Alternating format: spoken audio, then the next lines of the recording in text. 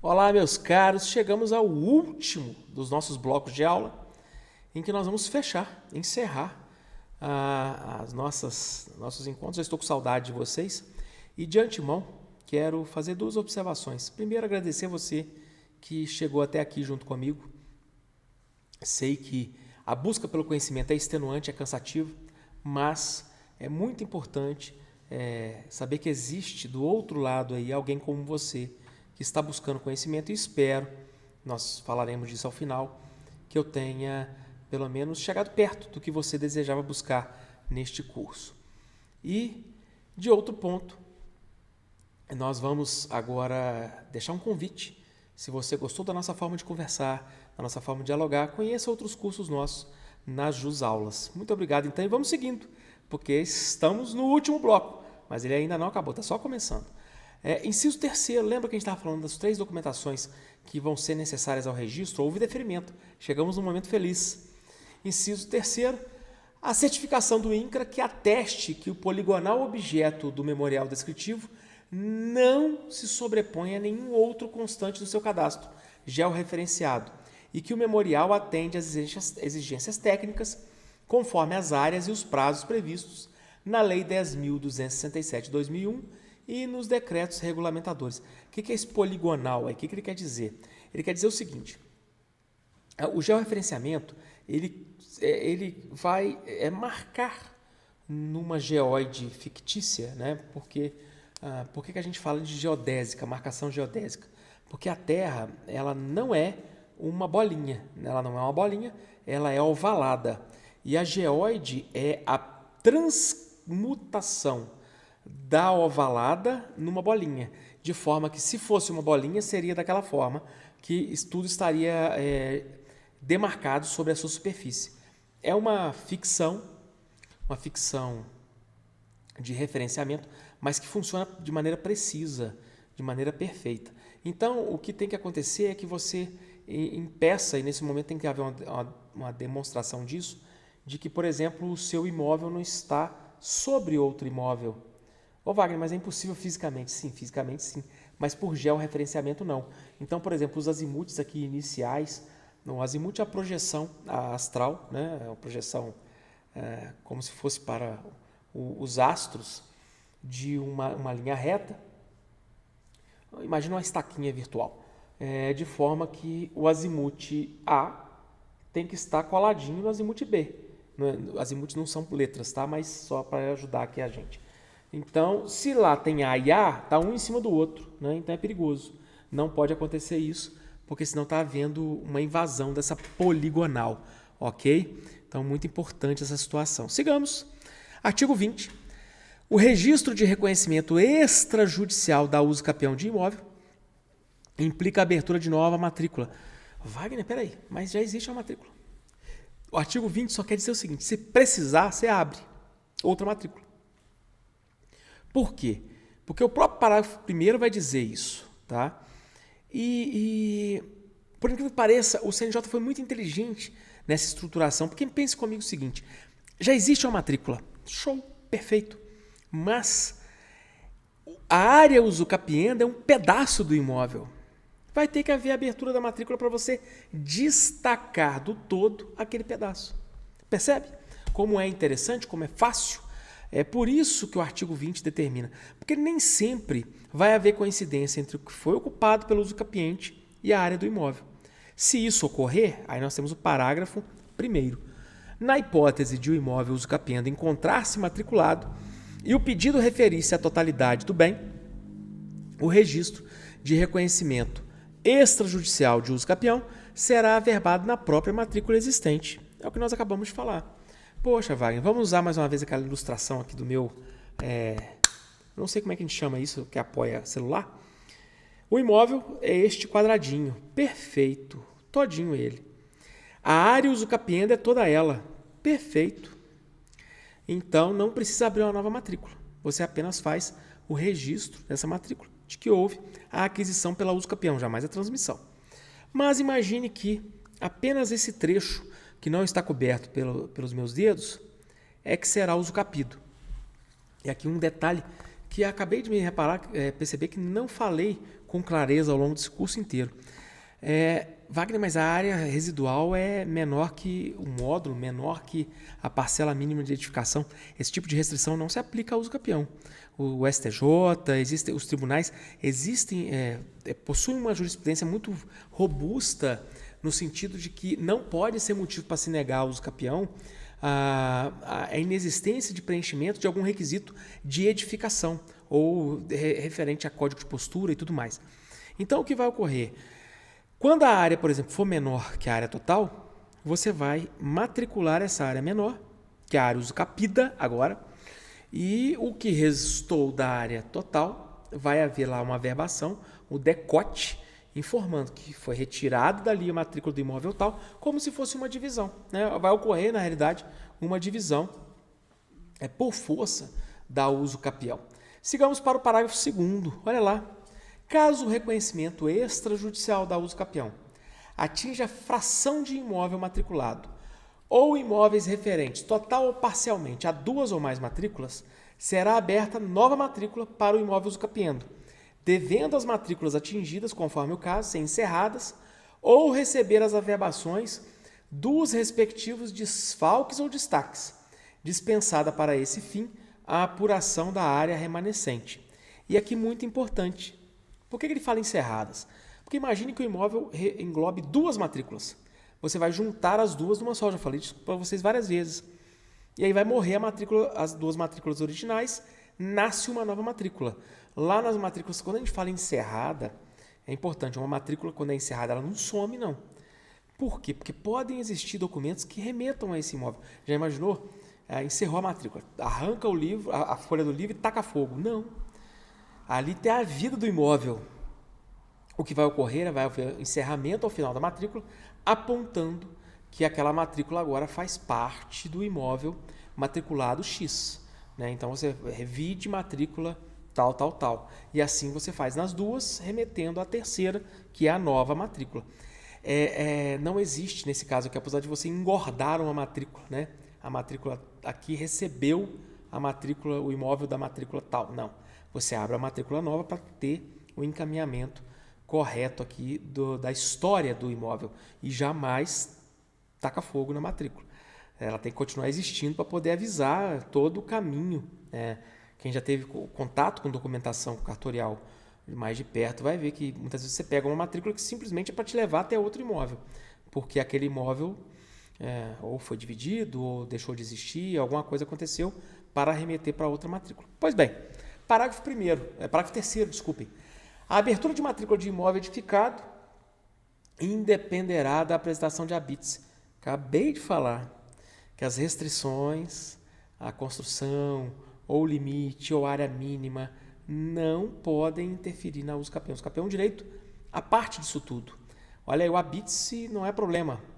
Tratando-se de uso capião de unidade autônoma localizada em condomínio edilício, objeto de incorporação, mas ainda não instituído ou sem a devida averbação em construção, a matrícula será aberta para a respectiva fração ideal, mencionando-se a unidade a que se refere.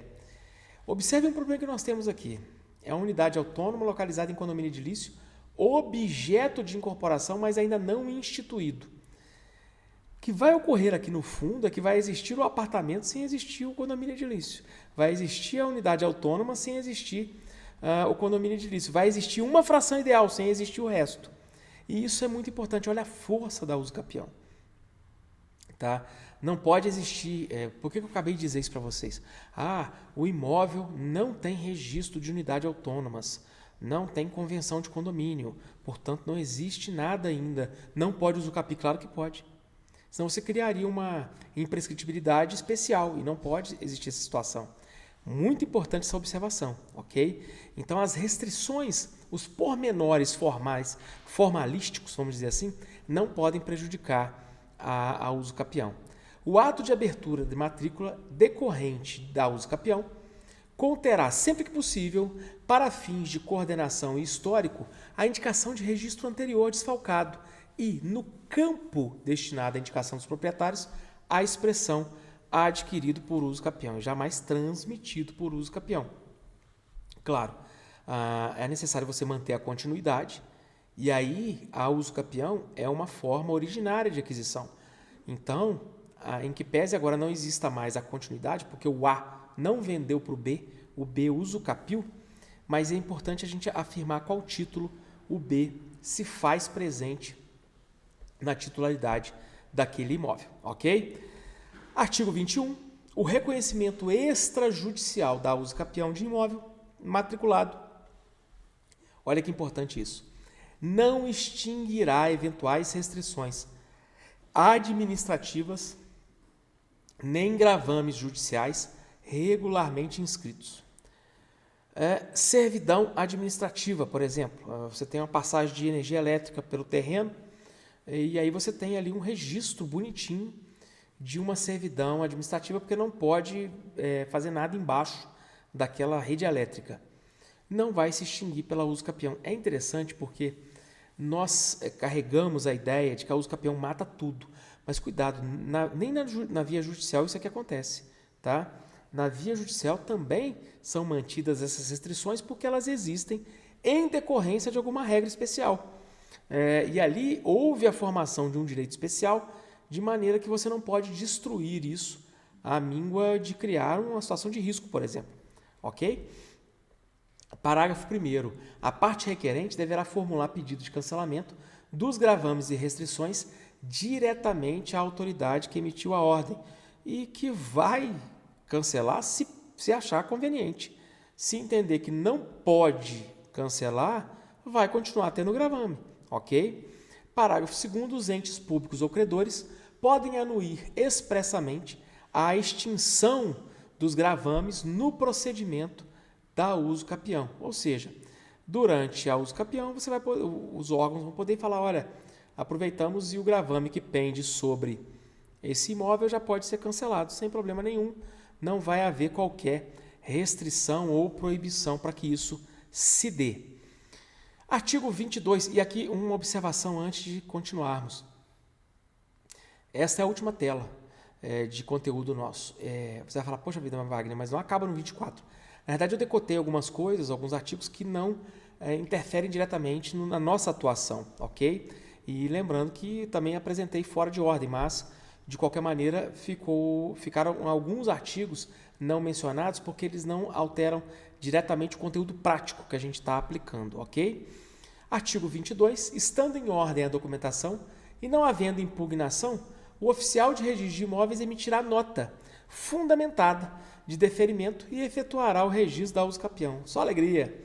Em qualquer caso, o legítimo interessado poderá suscitar o procedimento de dúvida, observado sempre os artigos 198 e seguintes da LRP. Eu falei com vocês, tudo que acontece dentro de uma atividade cartorial, você pode, havendo a previsão legal expressa, suscitar dúvida. Então, às vezes, o interessado vai falar assim, opa, esse deferimento está errado, não poderia ter deferido. Observe que ele não está apenas impugnando aqui. Às vezes ele às vezes ele não impugnou, mas ele percebeu que está errado o deferimento. Então ele vai questionar, ele vai suscitar dúvida. Ok? O oficial de registro de imóveis não exigirá para o ato de registro da uso capião, e eu deixei o artigo 24 para o final por causa disso, o pagamento do imposto de transmissão de bens imóveis, ITBI, pois trata-se de aquisição originária de domínio. Nós somos um país em que o passado é incerto, Até o nosso passado é incerto. Até aquilo que já aconteceu é improvável e incerto, a gente não tem certeza. É necessário no nosso país uma regra que esclareça que, mesmo não existindo qualquer hipótese de incidência tributária neste caso, não é possível imaginar-se e tentou se deixar bem claro ao oficial isso, que ele não cobre o recolhimento do ITBI. É algo assustador, isso tem que existir, mas está aí. E realmente não tem por que recolher ITBI, nenhum imposto. A uso capião não é uma relação jurídica, ela é um ato jurídico, ou que eu gosto de chamar, uma instituição. E com isso, nós chegamos ao final da nossa conversa. Eu quero agradecer muito a você que esteve comigo aqui e quero deixar no quadro um pedido. Se você puder, creio que isso vai demorar 3 minutos. Avalie o nosso curso. Este sistema é meu, não é da JusPodium, não é da JusAulas. Eu, enquanto professor, sou professor há mais de 20 anos também, porque assim que formei, comecei a dar aula e advogar. Eu reputo importante ouvir o aluno, conhecer as necessidades, ver o que funcionou, ver o que não funcionou. Então, se você puder dedicar 3 minutos da sua vida, eu ficarei muito grato. Você vai cair aí no Google Forms, fazer uma avaliação, não é preciso se identificar e basicamente você vai marcar X para a gente saber como melhorar, como seguir em frente e como fazer melhor para você. Deixo aqui toda a bibliografia fundamental que eu utilizei. Aqui nós não estamos tratando de tudo que eu já li sobre o uso capião, mas a essência do que está nesse curso. O professor Marcelo Rezende, a professora Marta Eudebs com a uso capião extrajudicial. O meu livro com os professores Renan Agrião e Júlio César Franceschetti. O livro que eu já mencionei ao longo desse curso com vocês, dos professores Marco Aurélio Bezerra de Mello e José Roberto Melo Porto, Posse e Uso Capião, Direito Material e Processual. E, por fim, o Código Civil Comentado dos professores Nelson Rosenwald e Felipe Braga Neto. É muito importante, então, deixar essas obras e deixo para vocês algumas das obras em que eu tenho a felicidade de estar presente. O Código Civil e Linde para Concurso, que há mais de uma década posso conduzir junto com o querido professor Cristiano Chaves e o professor Luciano Figueiredo, 2 irmãos que a vida me deu. O Direito de Laje, que tive a oportunidade de escrever também com o professor Cristiano Chaves e a professora Marta Eudebs. O Exame de Ordem Direto ao Ponto, um livrinho de bolso muito interessante. E o nosso volume único, que já vai aí para a 2ª edição, com os professores Júlio César Franceschetti e Renan Muriel Agrião. Meu muito obrigado a você. Muito obrigado por estar comigo até aqui e que você possa obter todo o sucesso, toda a alegria e toda a felicidade do mundo, porque o nosso dever aqui embaixo é lutar, buscar a todo custo a nossa felicidade, o direito de sermos felizes nessa terra tão árida e tão quente e tão dura, mas permeada de coração e de amor, e tenho certeza da vitória de todos nós. Muito obrigado. Fica aqui o meu abraço. Professor Wagner Inácio se despede.